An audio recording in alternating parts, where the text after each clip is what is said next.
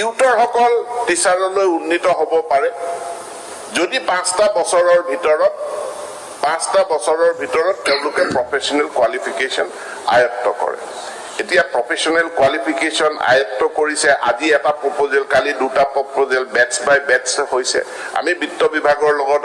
আলোচনা কৰিছো যে গোটেইখিনিক একেলগে সামৰি লৈ 5টা বছৰ হৈ যোৱাৰ পাছত আৰু এটো বিবেচিত নহব 6 নম্বৰ বা 7 নম্বৰ বছৰটোত কোনোবাই যদি প্ৰফেচনেল কোৱালিফিকেশ্যন আয়ত্ত কৰে তেনেহলে এই আইন সংশোধন নকৰাকৈ তেওঁ টিচাৰ হ'ব নোৱাৰিব টিচাৰ হ'বলৈ হলে 5টা বছৰৰ ভিতৰতে প্ৰফেচনেল কোৱালিফিকেশ্যন আয়ত্ত কৰিব লাগিব আৰু যিসকলে আয়ত্ত কৰিছে স্বাভাৱিকভাৱেই শিক্ষা বিভাগ যিটো সাৰ্টিফিকেটৰ জালিয়াতি আগতে বহুত ধৰা পৰিছে যেহেতু সেইকাৰণে আমি ভেৰিফিকেশ্যনটো কৰিবলগীয়া হৈছে আৰু কৰাৰ পাছত তেওঁলোকৰ